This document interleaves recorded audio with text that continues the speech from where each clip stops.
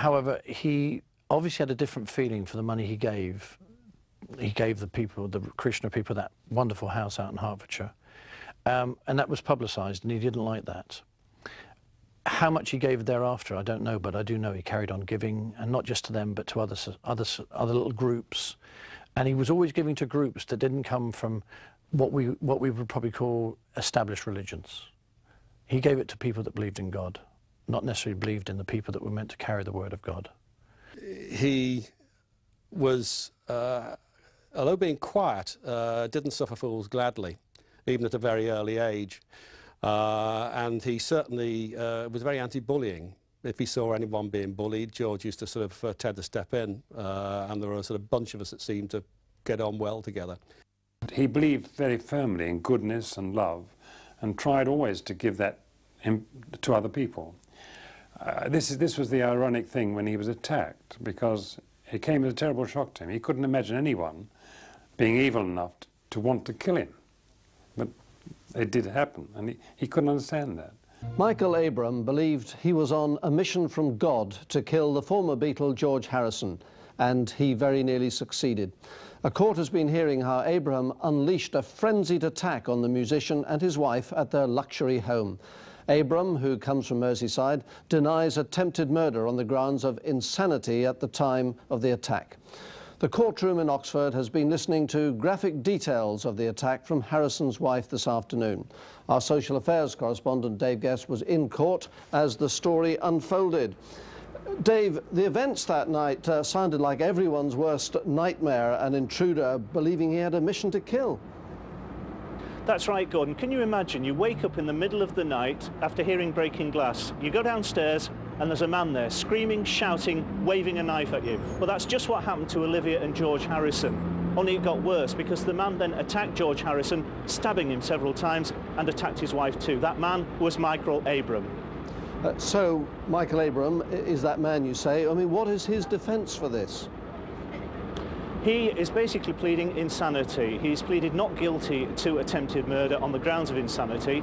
Opening the prosecution today, Simon Mayo said that Michael Abraham had had a delusional illness, which made him think that he was possessed by George Harrison and that he was on a mission from God to go and kill George Harrison, a mission which very nearly succeeded. And was George Harrison in court today to give evidence himself? He wasn't. His evidence was given in a written statement which was read to the court, but it lost nothing in that. In fact, the court was silent, apart from the sound of journalists scribbling to get everything down. George Harrison described how he tried to calm Abram down by shouting Hare Krishna at him. That didn't work. The men grappled. The man stabbed Harrison several times. Harrison said he remembered lying on the floor, feeling the knife going into his chest, feeling his mouth filling with blood, and he thought he was going to die. Well, George Harrison, as you say, wasn't there today in person, but his wife was. What did she tell the court? She was. She gave the account of how she had tried to defend her husband. She had attacked Abram with a poker and then with a table lamp, but that had simply provoked him into attacking her. It's tragic anyone should suffer such a mental breakdown and commit such a brutal act. We can never forget that he was full of hatred and violence when he came into our home. Abram's descent into madness was fueled by his drug habit. On the streets of Liverpool, he became a familiar sight, wandering aimlessly in a world of his own, listening to music. He was often to be found outside the HMV shop, singing at the top of his voice. Abram became obsessed with the Beatles. He was convinced Paul McCartney was a witch. I said to Michael, they're just words in a song.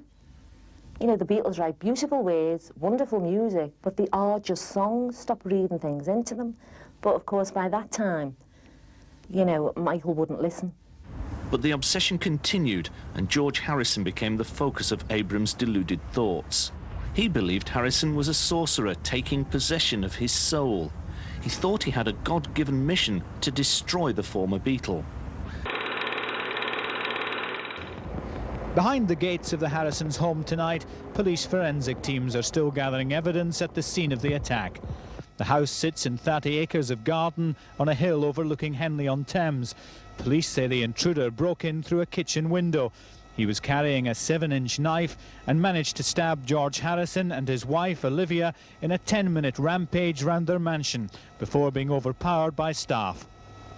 Harrison was taken by ambulance to the Royal Berkshire Hospital. He had a knife wound an inch deep in his chest, which had deflated his lung, and after treatment he was transferred to another hospital in North London, which specialises in chest wounds. Doctors there said he had a narrow escape. The chest is full of main blood vessels and arteries, and the lungs are full of main blood vessels as well. So, as I say, it is just by chance that it wasn't more serious. Later, police in Liverpool broke into a flat in the Huyton area of the city and carried out a detailed search.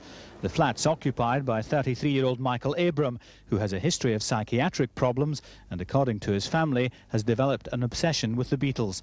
Thames Valley police, who are investigating the attack on Harrison, say they're still unsure about the motive. Who knows? It could be a number of things. It could be an obsessive fan, could be somebody who simply didn't like him. I don't know. Detectives questioned the man they're holding for a short time this evening and will resume again tomorrow morning. Meanwhile, George Harrison is expected to spend another 48 hours in hospital, but doctors haven't ruled out the possibility that he may yet return home for the Millennium celebrations he's been planning. Harry Smith, ITN, Henley-on-Thames. Used to be a thing called Smoker's Corner, which was at the bottom of the, you used to have this 2-2 miniature range, and it was the only place that you could actually go round and sort of smoke without the, and give you a fair warning of any masters or sort of prefects coming across. And George was very much a habitué of the sort of Smoker's Corner.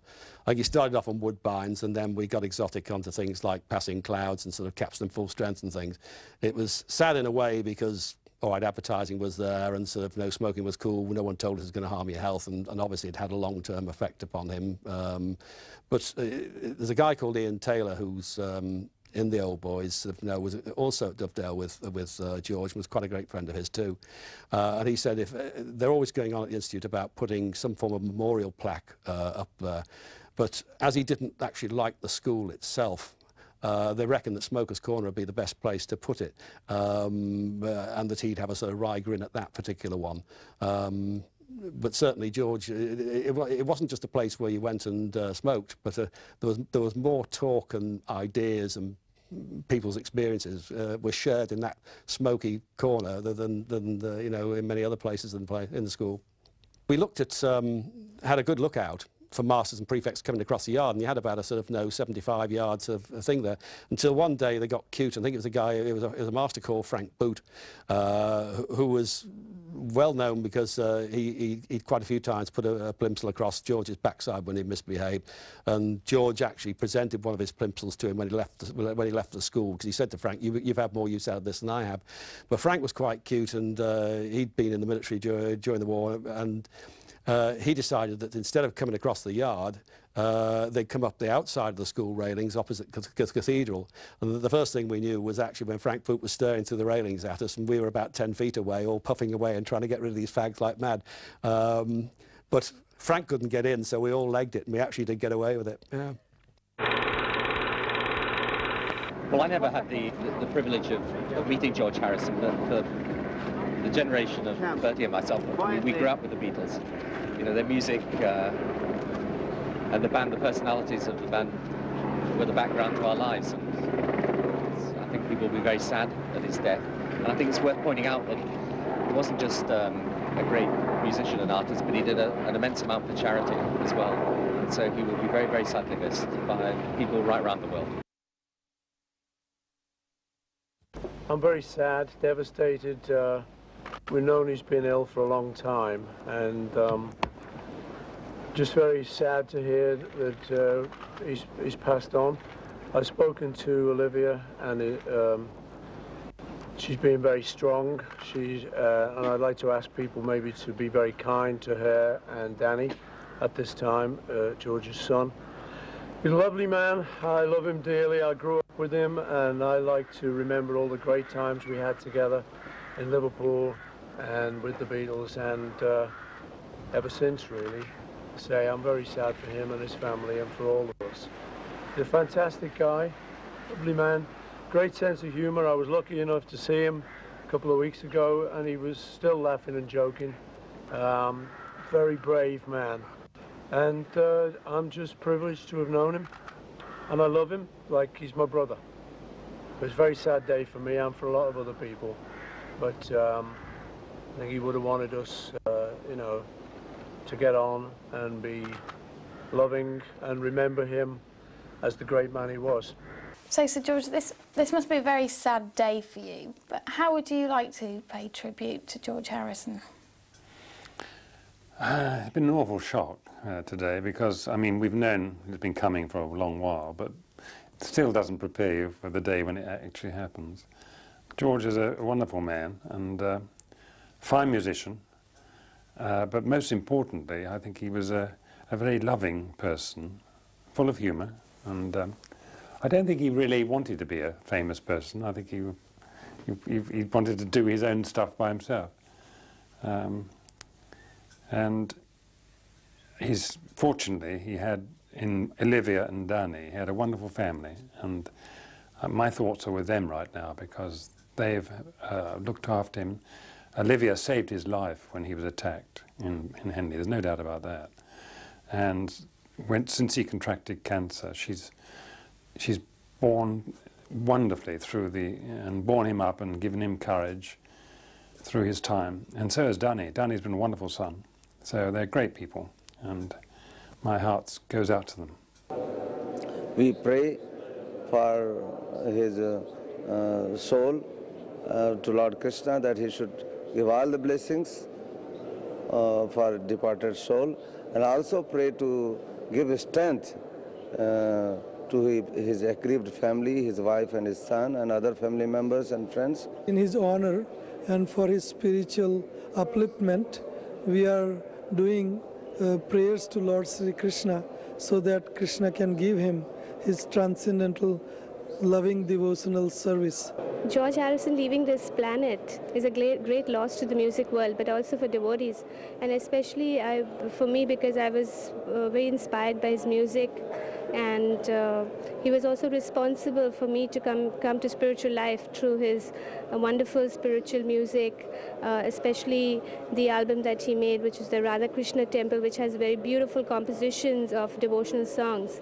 George, I think his music will live on forever, and his personality. He's a very strong, loving man, but he didn't suffer fools gladly, as anyone who knew him will know. And he's a great man. I think he'll be remembered as a great man in his own right. If George was still alive today, he would probably want to have one more great peak musically. Either another band or some record that he would make that would be different to everything else he's done before, or even making a movie that causes everybody to stand on and say, wow, George Harrison made that. Unfortunately for George, his path was not what everybody expected it to be. And this is to do with his spiritual path, where he was trying to learn what he was here to learn spiritually. So it showed that his spiritual being wasn't meant to be here for long, because no matter what he did to himself physically and what help he got, his spirit was ready to leave. It's all down to the individual, you know, what you can manifest within yourself as to the value of anything. Really, the whole of life should be a spiritual experience, because we are spirits who are just encased in bodies. People forget that and think they're just this body, but we're actually spirits in bodies.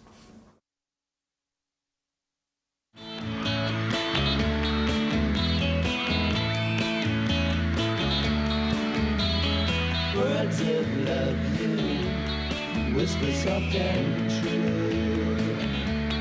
Darling, I love you.